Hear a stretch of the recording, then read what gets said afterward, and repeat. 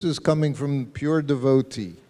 This is coming from the devotee who traveled around the world 14 times, bringing the chanting of the Hare Krishna mantra all over the world. So he had potency. So he said, I'll build you a temple. But what happened, there was the person who sold it, the land. You all know his name? Mr. Nair. Mr. Nair. When I was with Prabhupada, I heard that name many, many times because he was very crafty. He was criminal. He sold the land. He would sell the land, get a big down payment, and then through his lawyers, he would take the land back. But then he sold the land to Srila Prabhupada. He thought he was again going to get the land back. Of course, Prabhupada didn't stay in Mumbai, he didn't stay in Juhu. He would come once, twice a year. But when he wasn't there, it was just his Western disciples. We didn't understand India very much. Indian politics, Indian culture, Indian people. Prabhupada said when someone is very, what is the word? Someone who is very crafty, some very devious, you have to become more devious. So this Mr. Nair thought, just like he had gotten lakhs of rupees before, he was going to get it from ISKCON, from Prabhupada. But Prabhupada promised Radharasa Bahari, I will build you a very nice temple, you please. That was very austere. Juhu. Mosquitoes were this big, mosquitoes, you know. Rats this big. It was a fishing village. This was Prabhupada's vision. Not even his disciples could understand why he bought, just fishermen catching fish, that's all. It was an hour away from Mumbai. But Prabhupada purchased, just like the land he purchased here in Raman Reti. Nothing was here. You see all these buildings everywhere. Everything was just fields, pasture ground, growing crops, growing wheat, growing this, growing that. So this Mr. Nair, he gave Srila Prabhupada a very, very difficult time. And Prabhupada's disciples, they could not deal with this man. He was too cunning. That was the word, cunning. And Prabhupada says, someone is cunning, you have to be more cunning. Prabhupada was very sweet. I say my time with Prabhupada, I would say he was childlike, not childish, childlike. There was an innocence sometime with Prabhupada. But he could also be the other side. He was very cunning. And he understood how to do things here in India. I remember one godbrother, and this was 1974. Still, they were struggling to get this land secure, this land in Juhu. Struggle was still going on.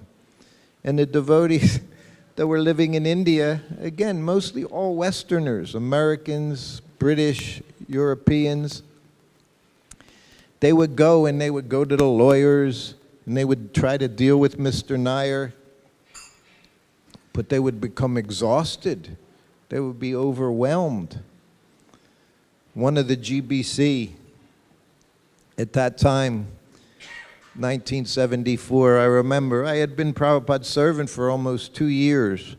So I saw the turnover of people trying to accomplish securing the Juhu property.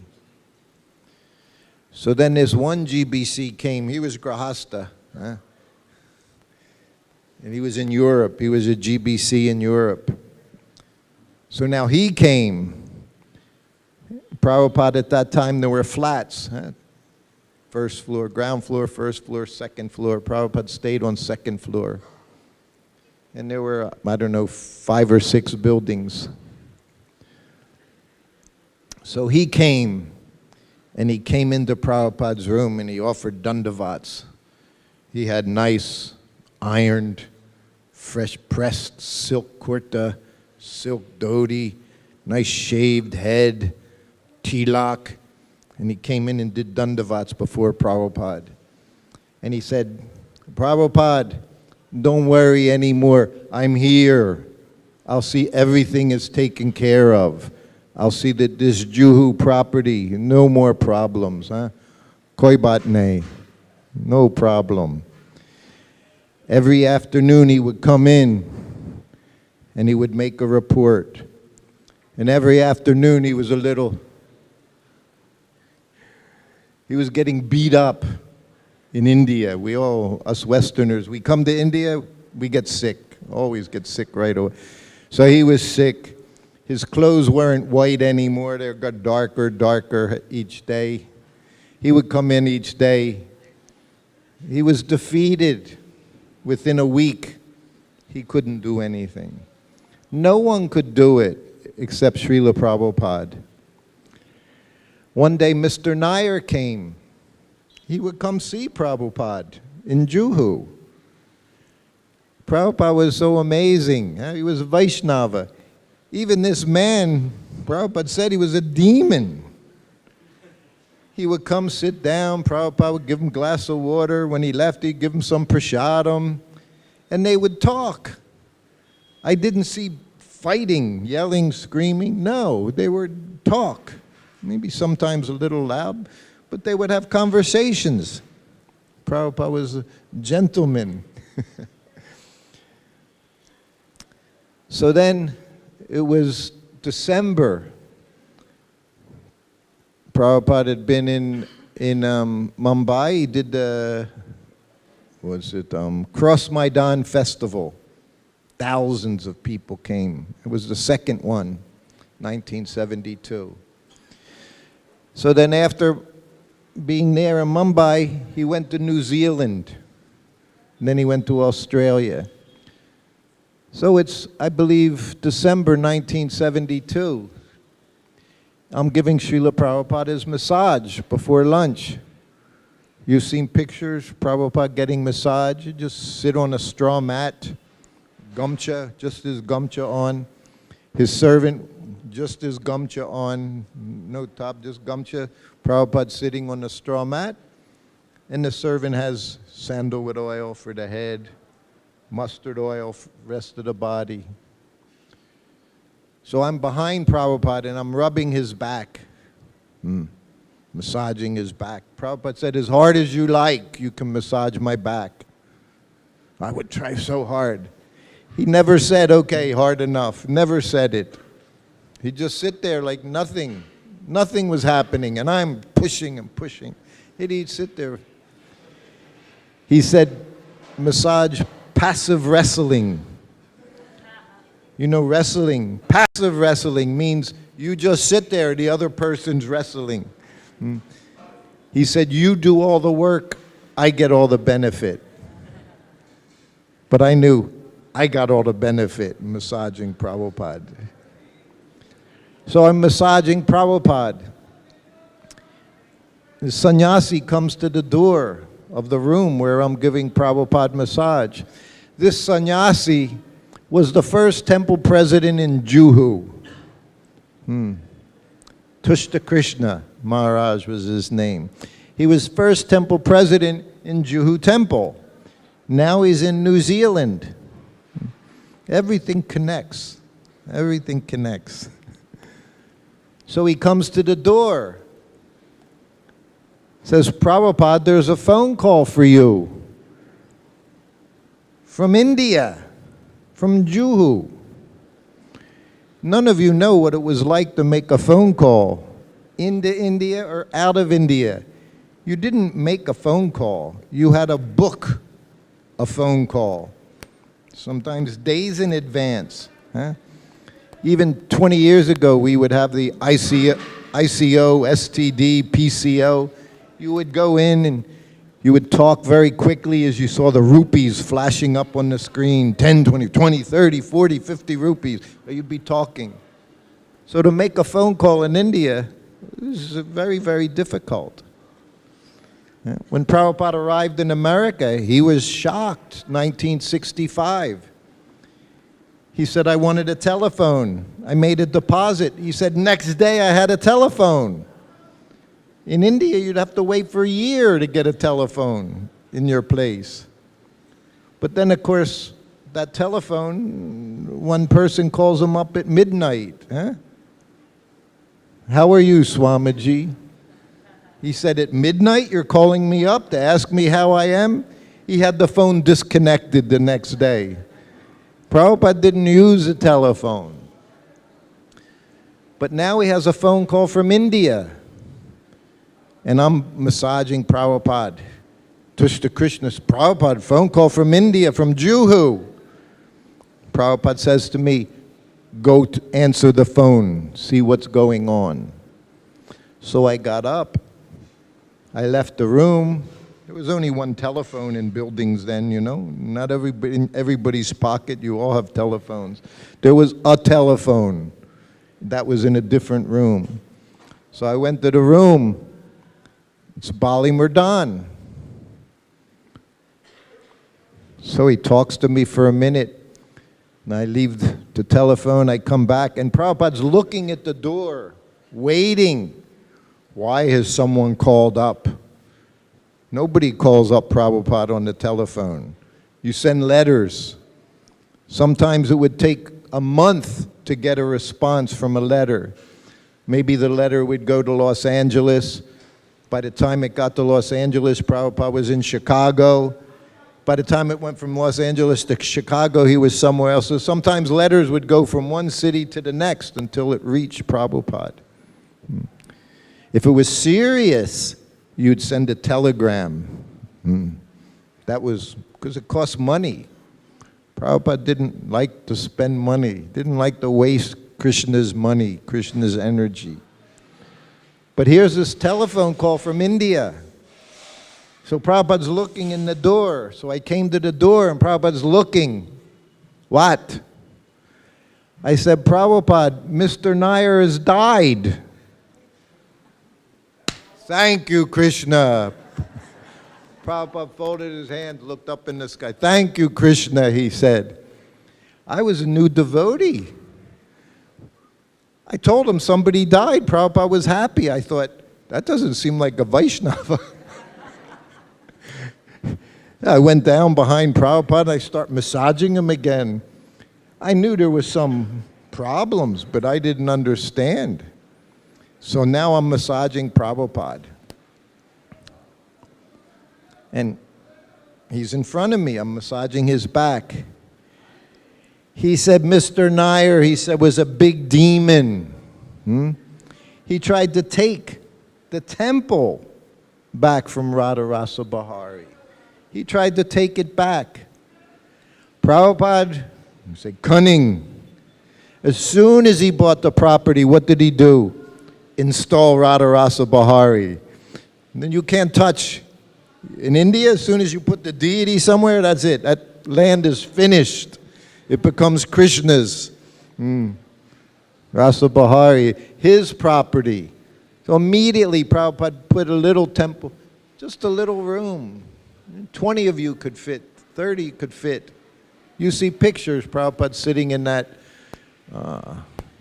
maroon-colored Vyasasan, chair, big chair Prabhupada had there. The very first Guru Puja was done at that temple. First Guru Puja Prabhupada had at that temple. So anyway, I'm massaging Prabhupada. And then Prabhupada began to explain to me, because he could understand I was a little confused.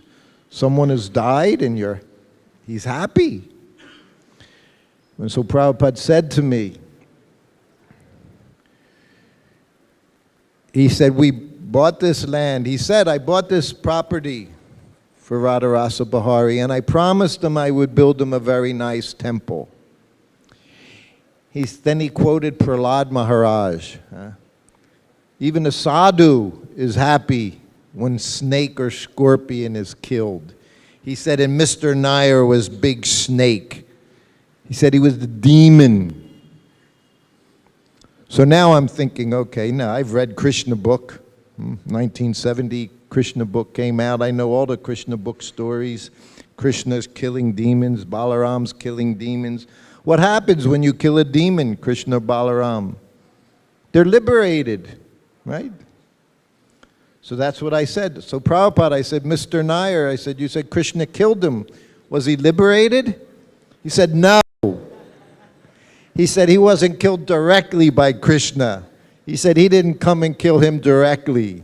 He said that's only if Krishna directly kills you, you're liberated, but not Mr. Nair. He said even my disciples, they couldn't understand. At one point they were saying, let's buy another piece of land. We had money. ISKCON had selling so many of Prabhupada's books. So much money was there every month. They said, why are you fighting for this land? But Prabhupada, once deity is installed, you can never stop that worship. Very, very important. Deity is not, Prabhupada would say, not a rolling stone. You bring from this place to this place to this place. It's Krishna, Radha Krishna. Prabhupada saw Radha Krishna. So he went on and said, even my disciples didn't understand. And then he said, the last time I saw Mr. Nair, he said he was limping. He said to me, Mr. Nair, he said he was strong, robust man. Wasn't real tall, but he was thick. Big chest, big arms, big shoulders. Prabhupada said he was very strong, but last time I saw him, he was limping. And I thought, Krishna's going to kill him. And he said, Krishna has killed him. He was very, very happy. That didn't even end the difficulties. It went on for years. Even after 1977, there were difficulties. But Prabhupada never stopped his endeavors to secure that property for Radharasa Bahari. This is what it means. We see Prabhupada temples. We know 108 temples all around the world. He installed deities. This Krishna. Prabhupada said, you can talk to Krishna and he will talk to you. He said, but you have to qualify yourself. But he had such a relationship with these deities. I say, one of the most important temples ever established in ISKCON. And what did Prabhupada do? He said, Vrindavan is my home. Mayapur, place of worship. Juhu is his office. And you can see that. All of you are from Juhu. You see so much going on, huh? So many big, big people, big, big money. This place of business. So much money comes in. When I go to Juhu, I get overwhelmed, huh? You go there on a Sunday. Everyone all over the place in Juhu. Also here in Vrindavan, but different kind of people, huh? Here we have pilgrims. Come to Vrindavan. They have nothing. So many people come, give them a little prasadam, offer the deity, respects. This is what Prabhupada wanted. All of you, you think you just came here by accident? Is there any such thing? Prabhupada said, no such thing as accident. All of you are here somehow or other. You had association. This is my mental speculation, philosophical speculation. Here, Juhu, Hyderabad, all the places where Prabhupada went, big, big temples. Because everywhere he walked, what did he do every morning? Took his morning walk. Juhu Beach, one of his favorite places long, long morning walk, a nice, flat, solid beach. We would walk with Prabhupada. Some of my godbrothers, they wouldn't go on the morning walk. They said they got too tired. Prabhupada walked so fast, and he would walk 2-3 kilometers one direction, and then he'd turn around and go back. So when he took his morning walk in Juhu, there were different places he would stop, like 3 different places. So he would start out and he'd start walking, and if you passed the first place, you'll go, oh no, this is a long walk. And if you passed the second place, oh, we would get tired. We were 20 years old. Prabhupada was almost 80 years old. Some of my godbrothers, after the morning walk, they would go take a nap. They were so tired, 22-year-old people. Prabhupada said, when you perform devotional service, he said, you never get tired. That's when you know you're performing, pure devotional service. He said, you become more enthused to do more service. Don't become tired. Mayapur, Prabhupada would take his lunch. You've all been to Mayapur? Seen Prabhupada's rooms in the Lotus building, sitting room, in his bedroom. So his bedroom is where he would eat lunch, right next to the bed. Chowki was against the wall. Prabhupada would sit on a straw mat, sat on the floor, straw mat.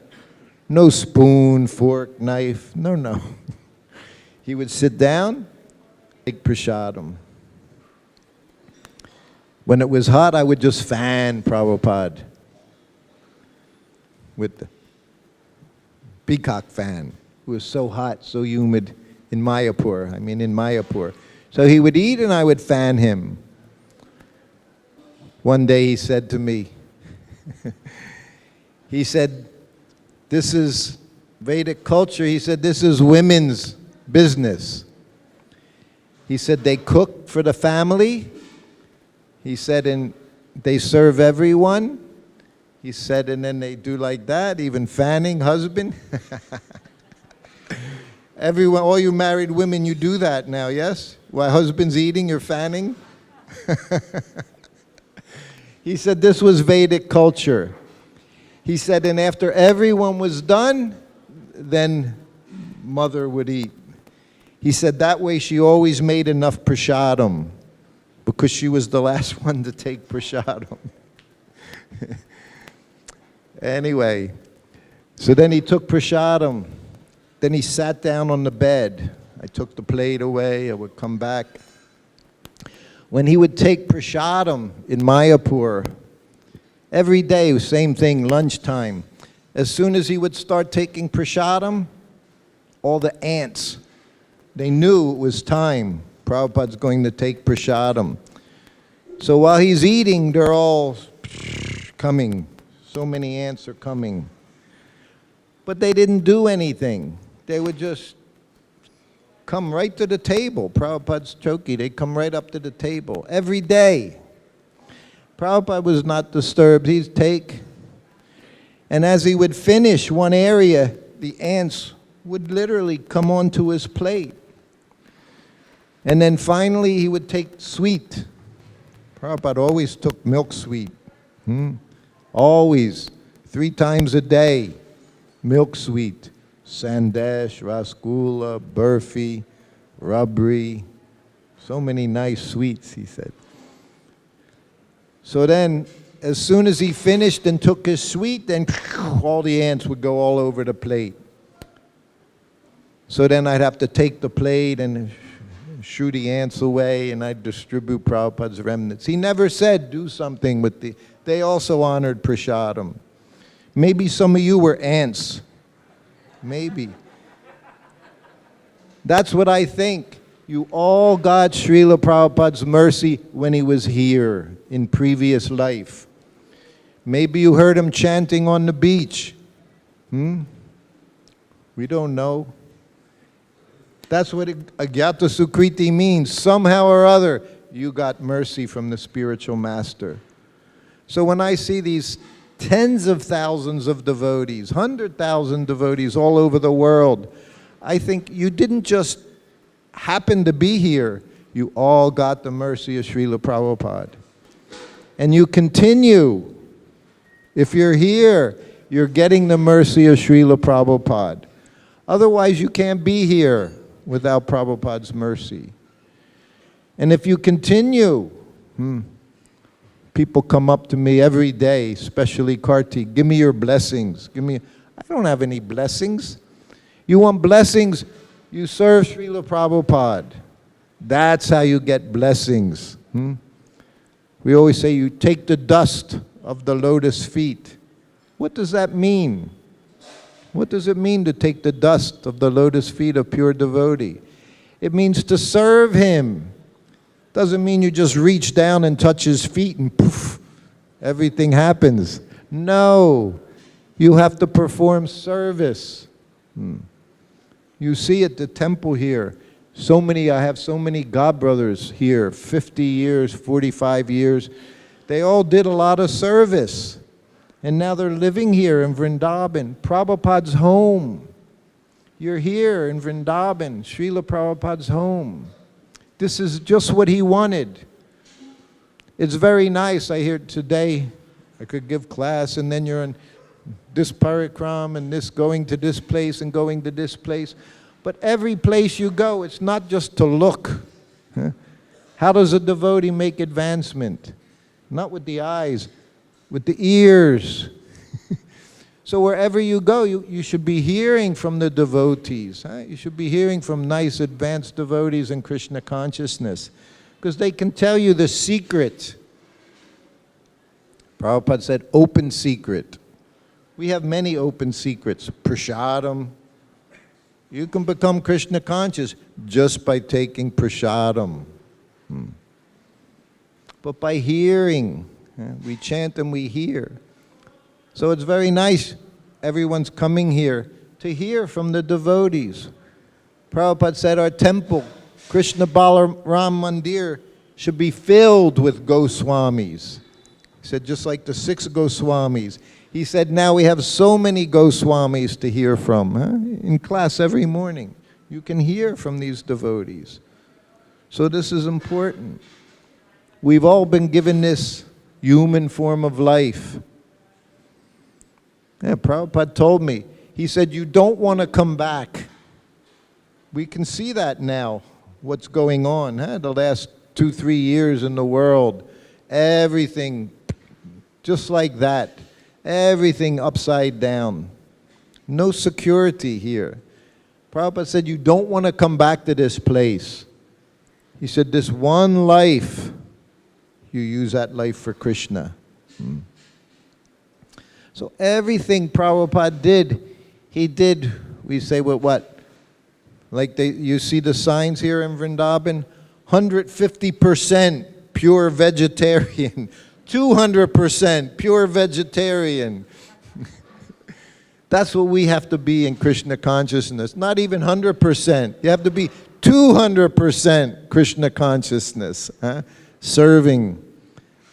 That's how you get blessings. Prabhupada would say, blessings are there. The sunshine is there. You just have to walk into the sunshine.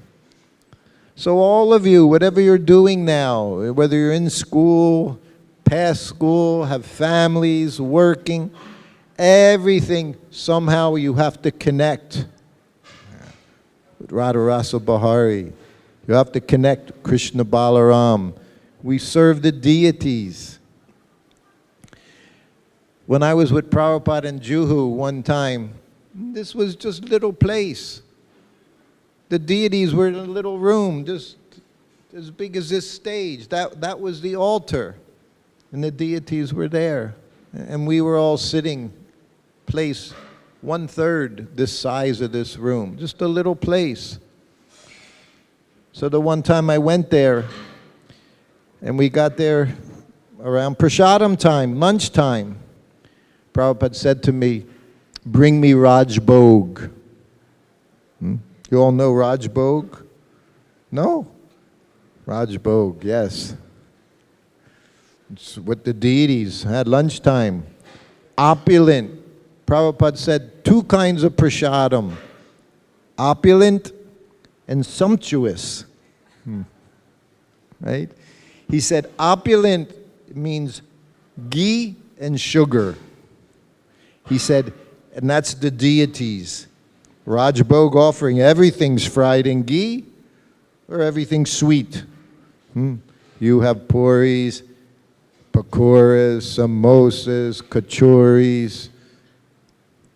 Everyone likes those things, right? We all like very much. Krishna also likes very much. Cooked in ghee.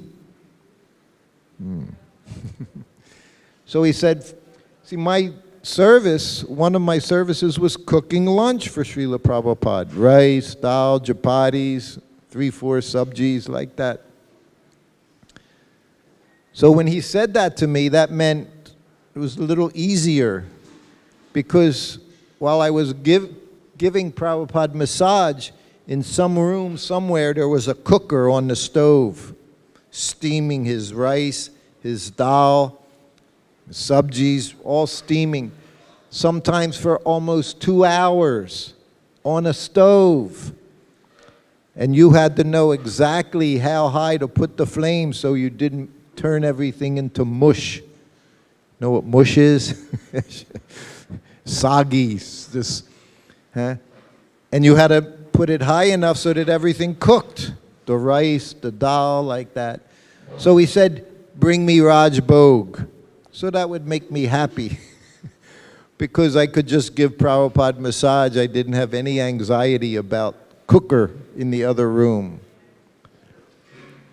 So then Prabhupada took his massage, then he would take bath, then he would put his tilak on, all over, just like we do. He put on his arms, his forehead, all over his body, big. Put big tilaks on his arms. Just by watching Prabhupada put tilak on, you could become Krishna conscious. Just by seeing anything, seeing Prabhupada chant Gayatri, whatever he did, you saw. It was devotional service. Taking prasadam. It's prasadam seva. It's service, taking prasadam. So anyway, the pujari gave me the plate. The deity's plate. Radha Rasa Bahari's silver plates, silver katoris, silver cup, whatever was in the cup like that. So then I went into the kitchen and I thought, everything's cold. So I thought, I'll heat it up. So I put the dal in a little pot, the sabjis, and the devotee comes in from Prabhupada's room. Prabhupada wants prasadam. Me, not think, yes, bringing it in just a minute. So he went back to Prabhupada's room. He comes back a minute later. Prabhupada said he wants prasadam now. So then I knew, so I just put everything. So then I brought the plate, the deity's plate, I brought it in, put it on the table in front of Srila Prabhupada. He said, what took you so long? I said, Prabhupada, I thought I would heat it up. No. He said, it's Maha Prasadam. You don't heat. You just honor Maha Prasadam. I said, yes, Prabhupada. And then he would take the Prasadam. Usually if Prabhupada asked for the Rajbhog offering, he had something in mind. He already knew what it was like. Because Radha Rasa Bahari would talk to him. He would greet the deities. So he said he would say, this dal tastes like mud. You know what mud is? Dirt, mud. He said the dal tastes like mud. These puris, you break them. These puris, nothing is good. Because by seeing how the deity was served, he understood what was going on in the rest of the temple. If the deities aren't being given first-class service, then it means everything else is not first class. Because the most important thing in the temple is taking care of the deities nicely. And we know that most important things, cleanliness and punctuality. Most important things. And he said in cooking, most important thing was the devotion, not the preparations, the devotion involved in cooking. Otherwise, he said, what can you give Krishna? He already has everything. You know, when you see in the Ganga, people go take bath in the Ganga, they pick up the water, they offer Ganga water to the Ganga. So what can we give Krishna? We can't give any. Only thing we can give is our devotion. Most important thing. So it's very wonderful you're here for this Kartik, very 50th anniversary. So take full advantage being here in Vrindavan. Prabhupada said, in Vrindavan, he said, if you do 1%, what's it become? 100%, 100 times the benefit.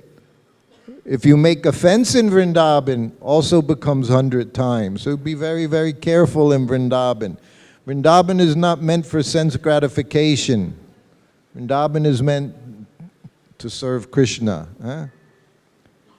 And we know in Kartik, if you're here in Kartik in Vrindavan, what does that become? That 1,000 times. Just think you chant your rounds, 16 rounds, becomes 16,000 rounds. Vrindavan is so special. So take full advantage. How much longer, everyone here? 5 more. So everybody's here for Prabhupada's disappearance as well. Govardhan Puja. We have very wonderful Govardhan Puja. When? Tomorrow. You'll see big. You're going to be here tomorrow, or you're...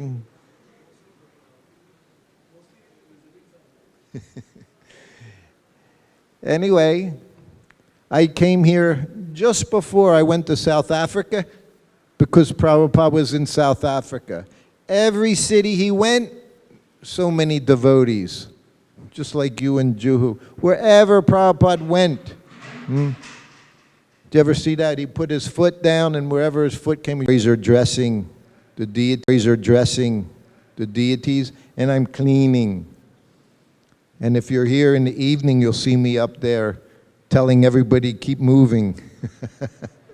That's my service here for this time. Once Prabhupada, when he was here, 1975, called for his secretary. But his secretary wasn't here. Prabhupada said, where is he? He said, oh, Prabhupada, he went to take darshan, this temple, that temple, in Vrindavan. So then finally he came back. Prabhupada said to him, this is our temple.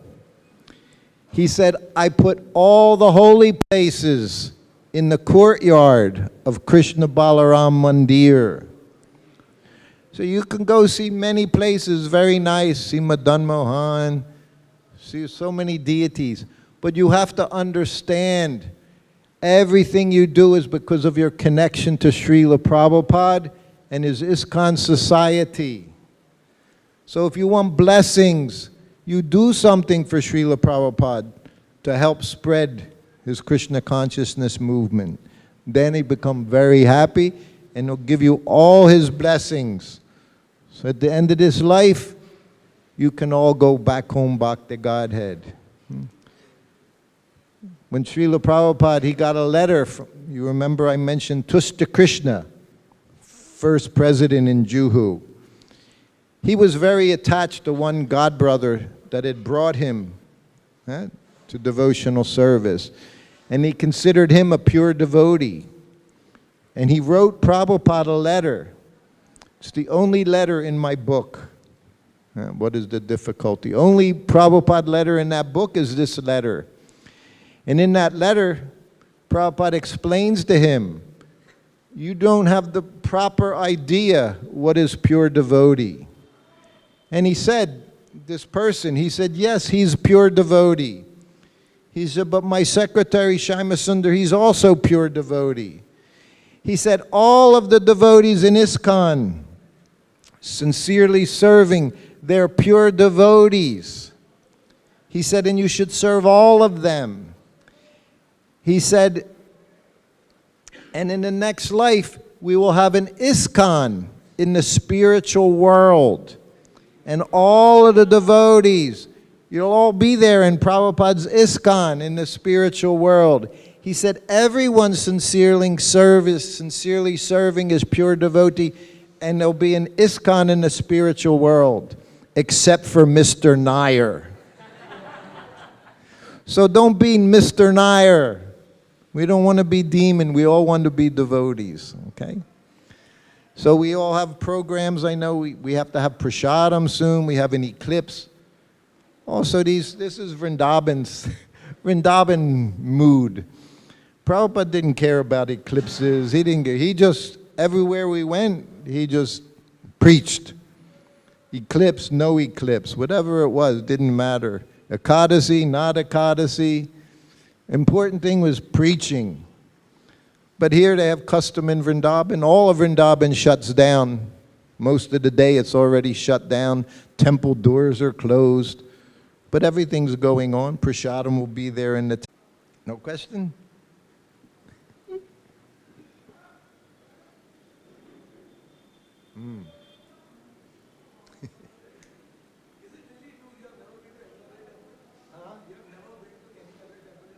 No, I have been, but in the last 3 years I haven't been, no. Only Krishna Balaram Mandir. It takes all my, you know, we live here, we serve here.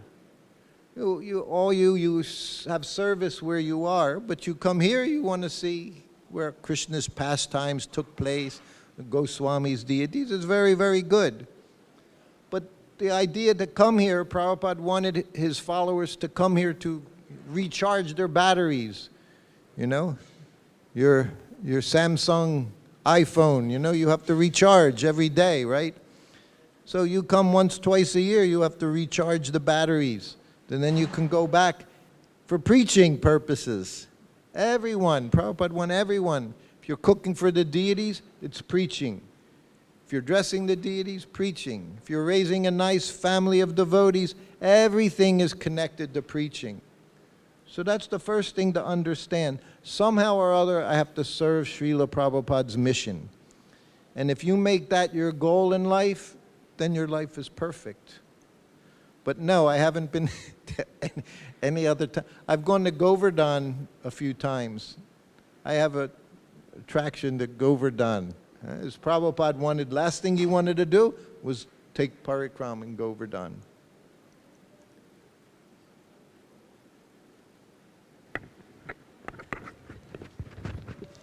10 years ago, I lived in Govardhan for 2 years. I stayed there. It was very wonderful. But not so quiet now. Then it was very quiet, but now Prabhupada's allowed me to do some service here at his temple. Every day, 10,000 people come to this temple. Right? You heard of the numbers in the morning, 8,000 cups of khichdi distributed yesterday. Every day. 6, 7, 8,000 cups of khichdi every day, 1,000 books, 2,000 books, every day. When Prabhupada was here, if 20 people came for darshan, he was happy. But he knew, Prabhupada understood what the future would be. Yeah, Vrindavan is always Vrindavan. We can say, so many will say, oh, it's so different in Vrindavan. Prabhupada said, what's the difference? Everyone born in Vrindavan is liberated. No different.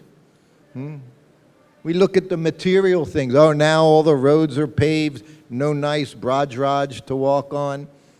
But these aren't the things that matter. What matters is when you come here, what you do with yourself. How to take advantage of Vrindavan. How to serve the Vaishnavas. how to do something, how to become enlivened. He said no difference. And even if you're in Vrindavan, you die in Vrindavan, if sinful activities, what's he say? You come back in Vrindavan as a dog, hog, monkey. He described that 50 years ago. He told us. He said, you have a lot of illicit sex, wait, you come back as like monkey, or hog. If you do this, then you come back like that. So he gave all these things. And then one devotee said, Prabhupada, what about those sadhus along the Jamuna? He said, they're all smoking ganja. Prabhupada said, oh. He said, they come back as hippies in San Francisco. The person that asked the question was a hippie from San Francisco. Now Prabhupada transformed him into a Vaishnava. Maybe he's, again, hippie in San Francisco, I don't know. So everything, but Vrindavan is so special. Even you commit sinful activities and you come back as animal. Prabhupada said, and you take animal birth, there's no sinful activity. You want just acting according to your nature. But there's suffering. You see these animals here in Vrindavan. They're not, most of them, they suffer a lot. Dogs, monkeys, even us. Now, the monkeys, we're like the animals in the zoo. Everywhere, caged very freely. But we have bars everywhere to keep the monkeys out. But still is Vrindavan. And what did Prabhupada do? Everywhere he created Vrindavan. You live there, you go to the temple, it's Vaikuntha, it's Vrindavan. But amongst all the Vrindavans, this Vrindavan is still special. What do we say? Achincha Beda Beda Tattva. Here you get 100 times. So be very careful here to utilize every moment in Krishna's service. Any other? Mataji, you have to tell someone because I won't hear.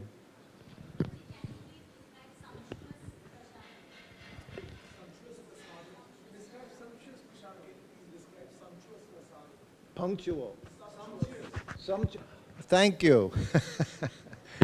Yeah, opulent, ghee and sugar for deities. Sumptuous, he says, means it should be very, very tasty. He said prasadam in the temple should be so tasty that one devotee doesn't even think about taking something outside of the temple. That's how tasty it should be. In those days, in the 70s, we ate simple every day. But then we had this Sunday feast called Prabhupada called the Love Feast. We loved the prasadam, that's for sure. We love puris, halava, every feast, every Sunday feast. And of course, everything cooked in ghee. In 1970s, Prabhupada had the GBC of Australia ship ghee. They would have like 20 kg contain, you know, you see these things with oil, the temple, so hundreds and hundreds of metal things filled. Prabhupada had them ship ghee to India so that devotees could have nice prasadam prepared with ghee. 1955, if you check on Vedabase, Prabhupada wrote a BTG article saying refined oil gives you cancer. 1955, was that 70 years ago? Prabhupada wrote that. He said you offer ghee in sacrifice and you get more ghee by offering ghee in sacrifice.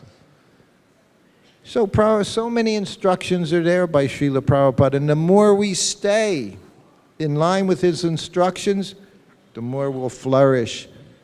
The more devotees will become very strong, very powerful, and can preach Krishna consciousness. But sumptuous means prasadam is always very tasty.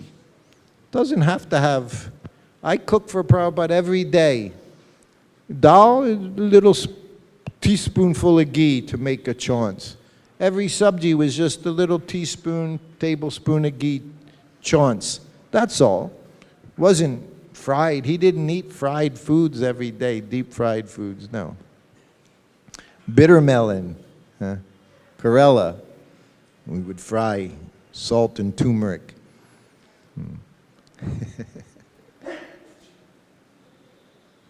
Anything else?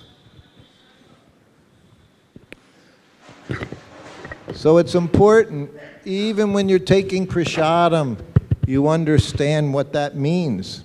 Seva, it's Krishna. We're honoring Krishna prasadam.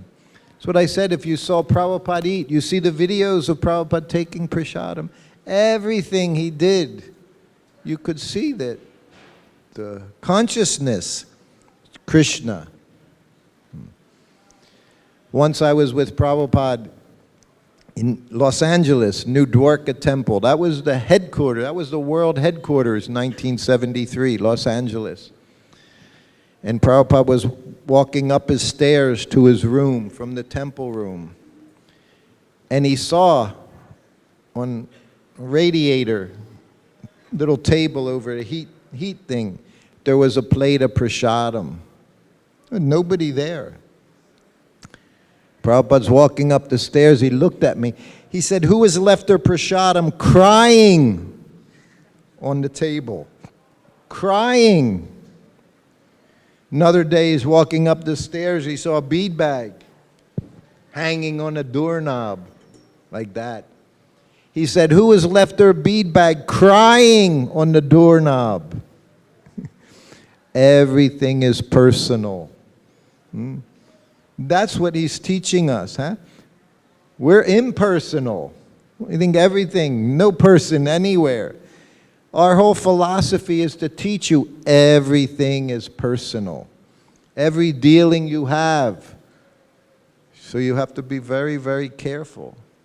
Why? Because Krishna is everywhere. We know in every atom, in between every atom, the devotee sees Krishna everywhere. That means everything is personal. So how we deal, especially with one another, we have to be very, very careful, very nicely.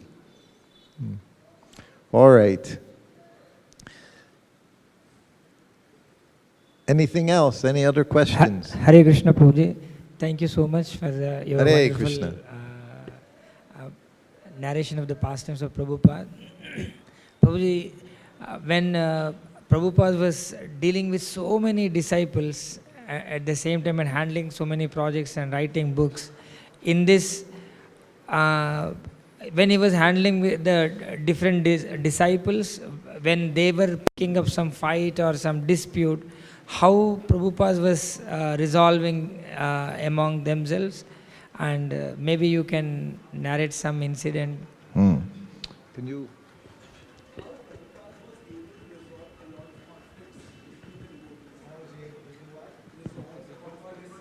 Conflicts. I learned with Prabhupada over time. He would get letters every day.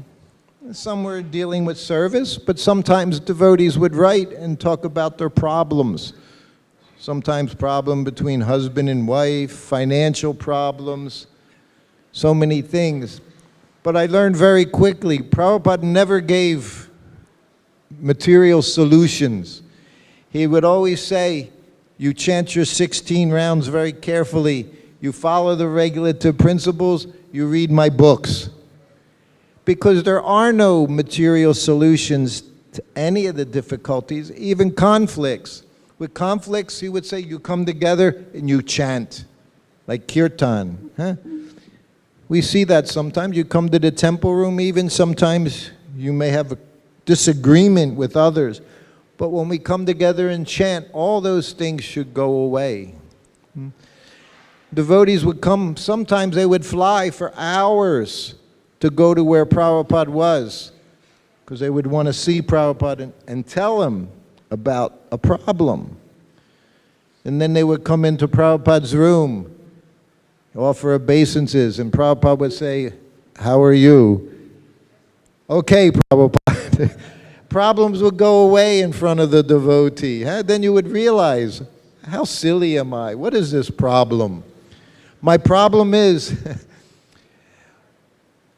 before Mumbai, 1972, I was 21 years old. I was never sick. I'd get cold here and there. In school, 12 years school, I missed 2 days of school. So that was my experience. Then I came to India with Prabhupada, and I was sick all the time. I had dysentery, I had malaria 3 times, I had jaundice, always getting sick. So we came to Ahmedabad, and we stayed at a Life member's house. Prabhupada was doing lectures. And I got really sick.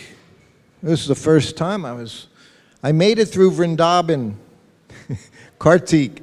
I was fine. I was drinking whatever water from wherever. I was eating anything in Vrindavan, you know. And then I got to Ahmedabad. And I think I had malaria, but I really don't know because I had never experienced.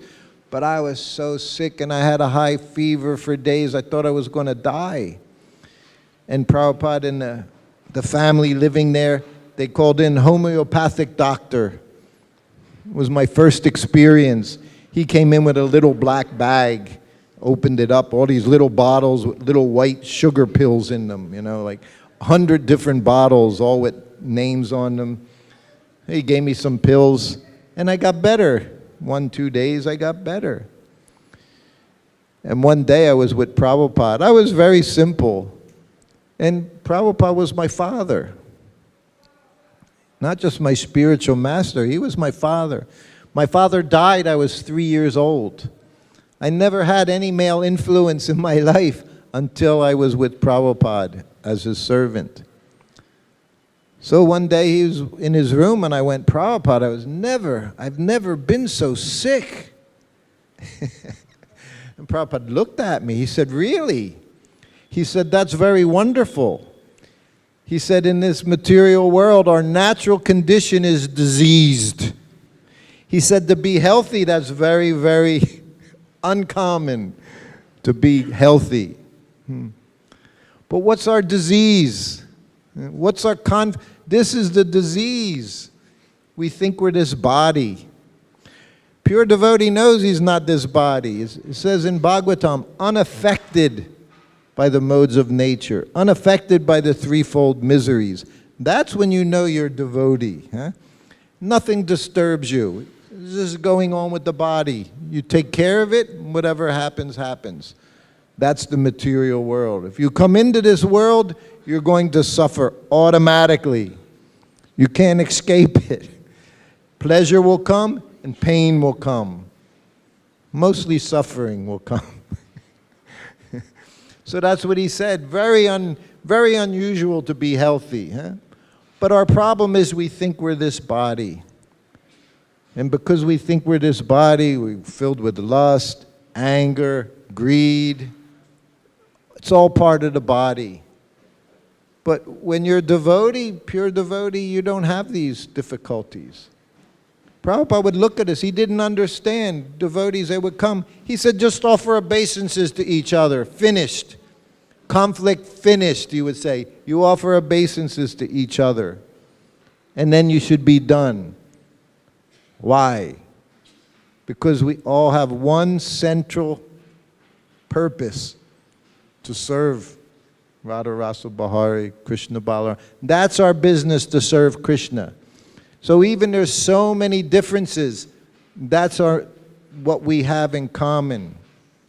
And you see in this room so many different kinds of personalities, huh? Different cultures. In those days, we had people from America, like in Mayapur, you have people from America, people from Europe, Sweden, Switzerland, Germany, France, so many different languages. But we all have the one language is the same. We chant Hare Krishna. That's what keeps us together. And that has to become the focus. These other things are not important. All right, I think we should stop here. It's 12:30. Is that okay? We have one more question somewhere?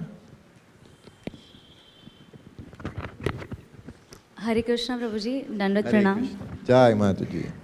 My question is that living in a Western society,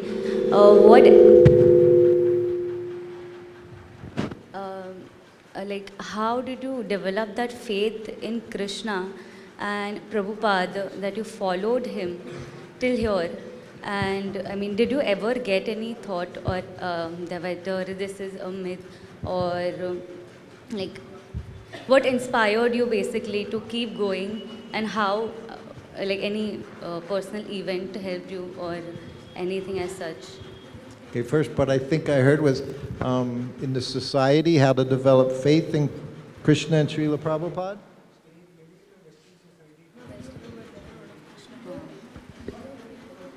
Huh? What kept me going? Yeah, being a Westerner, what kept you going when you had never heard about Krishna earlier? Personally, I'll tell you what kept me going is being with Prabhupada for over 2 years. Despite everything, I have an understanding. I have faith that Prabhupada accepts my service despite all of my failings. I have that faith because I've seen it over and over and over again. So I was able to establish my faith by being with Srila Prabhupada. Faith, Prabhupada says, we develop strong faith by reading his books. See? Because by reading his books, we learn to understand we're just insignificant servants of Krishna. Krishna is God, we're his servants, and our duty is service. That we get from the books.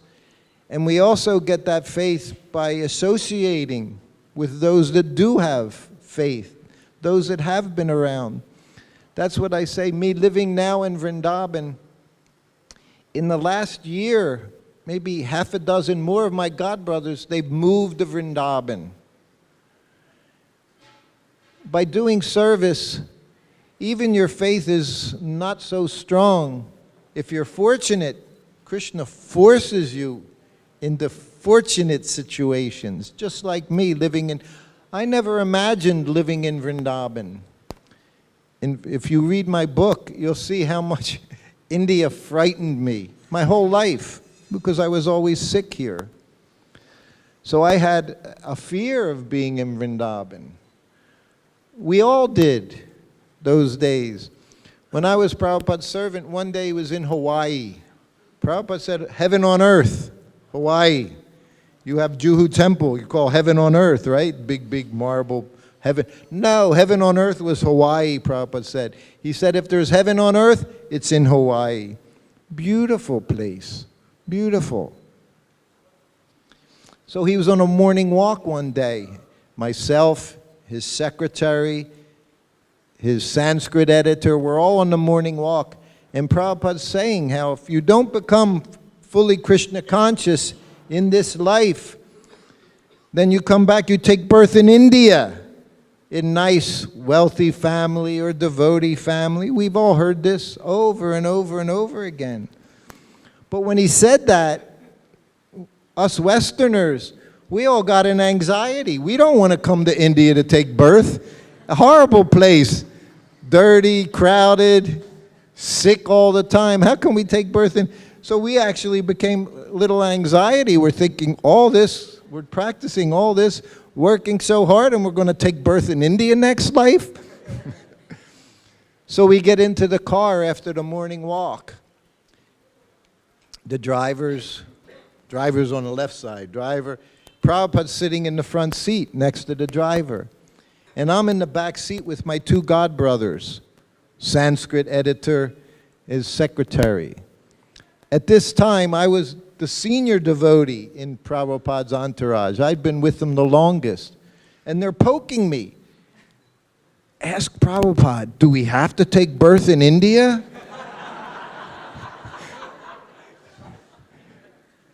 And I never liked to ask Prabhupada questions because I knew you ask him a question, he's going to When he asked the question, your answer was always wrong. Whatever it was, you're wrong. Even you're right, you were wrong. That's how the spiritual master trains you up, keep you humble. Anyway, they kept asking Prabhupada, do we have to take birth in India? So finally, from the back seat, I said, Srila Prabhupada, I said, on the morning walk, you're describing if one doesn't become completely Krishna conscious in this life, then he comes back. Take birth in nice family, Brahmin family in India, wealthy family, good birth. We've all heard it. I've read it. I said, Prabhupada, do we have to take birth in India? Oh, he said, no. He said, now we have temples all over the world. He said, where one can take birth in devotee families. And we're like, thank you, Krishna. But you're all blessed taking birth in Bharat-Barsha. And Prabhupada expected more from you than he did from us Westerners. And most of my God brothers and God sisters, they did a lot. I didn't do anything, but they did so much. But you have an obligation to do more because you did take birth in India. Huh? Nice families, maybe not nice families, and that's why you became devotees.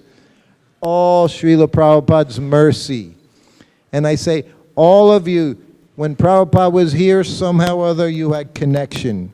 Even you were one of the mosquitoes that I slapped on his back. Who knows what happened? I used to kill the mosquitoes. I'd be massaging Prabhupada at night, and inside the mosquito net, there were already mosquitoes. That's how many mosquitoes. Prabhupada didn't like two things. Hated, he said. You know what one is already, right? Mosquito. What's the other? Slamming doors. He said would make his heart stop. In Mayapur, in the Lotus building, from one end of the building to the other, you could hear everything in Mayapur. It was like a big sound stage. People were talking, you could hear it. All right. Anyway, I think we should stop here. You please take serious this Krishna consciousness movement. It's the most serious thing you can do. You chant your rounds, you follow the regulative principles, you do some service, and Prabhupada said at the end of this life, you can go back home, back to Godhead. All right. Srila Prabhupada ki jai. Hare Krishna. Thank you very much, Prabhuji, for coming and giving your association. In fact, I have been hearing you from 2000. Yeah. Of course, in 2000 and the Silver Jubilee of Krishna Balaram Temple. Opening. The Silver Jubilee, 25th year. Yes. 25th anniversary of Krishna Balaram Mandir. Of here. Yes. Ah. And Now we're at what? 45th, huh? yes. So I remembered one very nice pastime of yours with Srila Prabhupada. Apparently, you were not there, but could you share the very small story of how you became the servant of Srila Prabhupada second time? Because Second time. yeah, because that is, you have been my hero because you pleased your spiritual master so much that he made a comment that I want Sruta Kirti. I want Sruta Kirti. That is one thing. And second one was, in Mayapur, Prabhupada Prabhupada wanted to make sure one of his godbrother doesn't come and meet him, and you stopped him. If you could share, and then Prabhupada. He knows all the stories from my book. You can get it here. What is the difficulty? In the shops here in Vrindavan. I actually gave the rights to my book to Vrindavan BBT. Oh. So they print it, they sell it, they collect the money, it all goes to the deities here. Thank you. So I can If say that. These two pastimes, if you could repeat. Yes, yes. I became Prabhupada's servant in New Vrindavan twice. First time 1972. Both times Janmashtami. 1972, he came there without a servant. So the day before he left, Kirtanananda came into the kitchen. I was the cook, head cook. Means you're the cook. You don't have any helpers in those days. Head cook meant you cooked. All day, all from 4 in the morning till 9 o'clock at night, you cooked. So he came into the kitchen and said, "Do you want to be Prabhupada's servant?" I said, "Yes." Who would say no? Who could say no? So I left with him the next morning. And I was with him for 16 months. I went around the world 3 times with Prabhupada, 16 months. And then I left his service. I got married, went to Caracas, Venezuela with my wife. Prabhupada's servant became Satsarup Maharaj. After 6 months, he asked Prabhupada, he wanted to go preach. Being with Srila Prabhupada was not easy. If you're not pure devotee, then to be with a pure devotee is not an easy thing. You know the analogy, you put the iron rod in the fire. It's in there long enough, what happens? It becomes fire, non-different, everything you touch. But if you don't become fire, then you get burnt. And that's what would happen to us around Prabhupada. Because we're still attached to our senses, our sense gratification.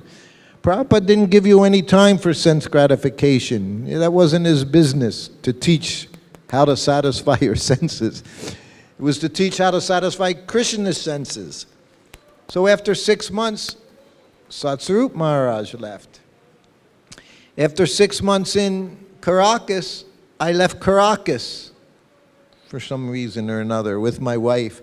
I went back to the USA, and after doing different things, I wound up back in New Vrindavan. They kept calling me up, "Come to New Vrindavan, come to New Vrindavan." So that was 1974. Janmashtami again. So Prabhupada again came there to New Vrindavan. He didn't have a servant. Prabhupada didn't ask for servants, whatever Krishna arranged. He didn't ask for things for himself. He did his service. Sorry. So then the day before Prabhupada left, just like 2 years before, the day before Prabhupada left, Brahmananda, his secretary, he came up to me. He said, "Do you want to be Prabhupada's servant?" I said, "Where's he going?" He said, "We're going to India." I went, "Oh." I was very afraid of India. I thought I was going to die in India. I said, "Oh." And then I looked up the hill. I was living in a little, they called them Prabhupada huts, these little rooms, me and my wife, and she was already pregnant. And I looked up at the hill, then I looked back down, and I said, "Yes, I want to be Prabhupada's servant." So then again, Brahmananda brings me into Prabhupada's room and says, "Sruta Kirti is going to be your servant." Prabhupada said, "Okay." That was it. It was like I had never left. I was gone for 8 months.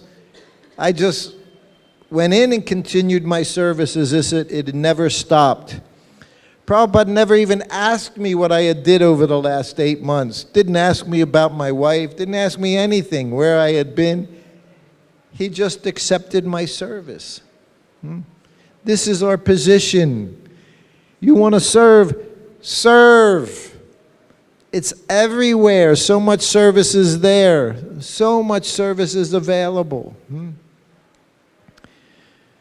In Mayapur, I said, he asked the question, you could hear everything in Mayapur. That's why Prabhupada would hear those doors. Mayapur had a lot of breezes. And there was only one building, the Lotus building. Everything else, rice paddies everywhere. You would see Gaudiya Math temple kilometer this way, kilometer that way. Otherwise, nothing but rice paddies and breezes. Prabhupada loved it, Mayapur, so much. We arrived in Mayapur. I was Grahasta now, 75. And he took him into his room, and he would look out the window of his room and see Mayapur. He said to me, "So Sruta Kirti Maharaj, how do you like it here in Mayapur?" I was not Maharaj, but he called me. Prabhupada had sense of humor as well. And some affectionately he would say. And I said, "Oh, very much, Prabhupada." And then everyone came. This was the biggest festival in Mayapur, Gaur Purnima festival, 500 devotees. 490 of them were from the West. A few Indians. We're all from the West. And Prabhupada called me in his room one day.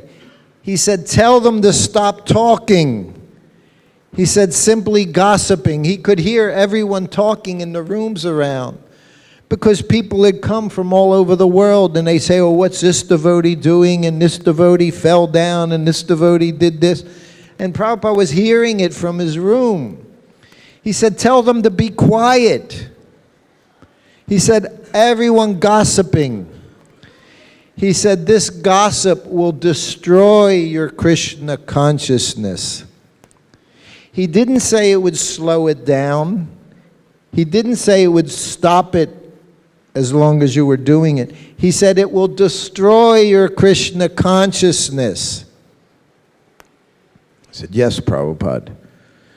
I went. These were these were sannyasis, GBC, temple presidents. They were not ordinary. They were big, big devotees. I was a little servant. So I went in and I couldn't even repeat it as Prabhupada. I was afraid. I said, Prabhupada said, "Be quiet. He's trying to rest. He can hear everything." He said, "Just chant." And then I went back to Prabhupada's room. Prabhupada said to me, "If my godbrother comes," it was sannyasi godbrother, he said, "I don't want to see him. All he does is gossip. He'll tell me his disciples are doing this, and in this temple, in this mutt, they're doing like this, and this one they're doing this." He said, "I don't want to hear these things." That was Prabhupada. He said if he came and spoke philosophy, or he talked about Lord Chaitanya, his mission, Harinam, he said, fine. He said, but it only comes and gossips. He said, so if he comes, I don't want to see him. I said, yes, Prabhupada. He's telling me this about his godbrother, not my godbrothers. This is his. We see his godbrothers like we see Prabhupada, right? That's the rule. Your guru's godbrother is as good as your guru. That's Vaishnava etiquette. And I'm supposed to tell him if he comes, no. The very next afternoon, he walks up the stairs to the Lotus building, goes up the next flight of stairs. I'm sitting there like guard.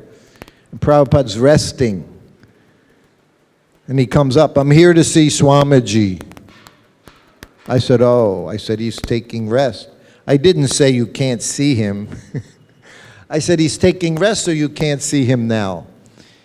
He said, he told me, whenever I want, I can come and see him. I want to see him.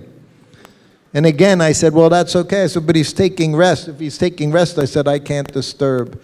And as we're talking, Prabhupada opens up his bedroom door. No kurta, just his sannyas dhoti, all wrinkly, because he had been taking rest. And he sees his godbrother. He said, oh, Maharaj, come in, I'll be right there. He invites him into the sitting room, and Prabhupada went to the bathroom. Now we're both sitting on the floor in the sitting room, and I can feel Prabhupada's godbrother. He didn't like me stopping him. Who am I to stop him? And we're both sitting there, and I'm Hare Krishna, Krishna Krishna. And then Prabhupada opens the door to the sitting room. Oh, Maharaj, nice to see you. And his godbrother says, yes, he said, but your disciple here, he wasn't letting me in to see you. Prabhupada looked at me. He said, I told you, whenever Maharaj comes, you let him in. Yes, Prabhupada. He said, okay, you can go. He told me the exact opposite. But Prabhupada was very merciful, very compassionate. And he would change the conversation to Krishna Katha, Chaitanya Katha. He wouldn't let him speak his nonsense. He would speak to him. So this is our business. We have to learn to be compassionate to everyone. What to speak of God brothers, God sisters, aunts, uncles, cousins, whatever it may be now. We have to understand to give Krishna, to share Krishna with others. In this way, then you can make nice advancement, Krishna consciousness. So now we really have to leave. Okay? Srila Prabhupada ki jai. Hare. Thank you very much, Prabhuji, for your Thank you. association. Just like when Radha Govinda Maharaj speaks Bhagavatam, you can visualize it. In my life, I have observed whenever you speak Srila Prabhupada's pastimes, we actually can visualize the whole pastime. So that's your glories. Thank you so much. Thank you so much. This is our business. This is why we can talk Krishna bookstore over and over and over. Prabhupada, he would enter into the pastime. We don't have any more time, but that was the first thing I saw. When you hear these pastimes, you can enter into them. That's spiritual life. It's not material.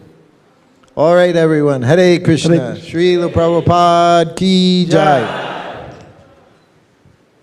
He is Sruta Kirti Prabhu ki.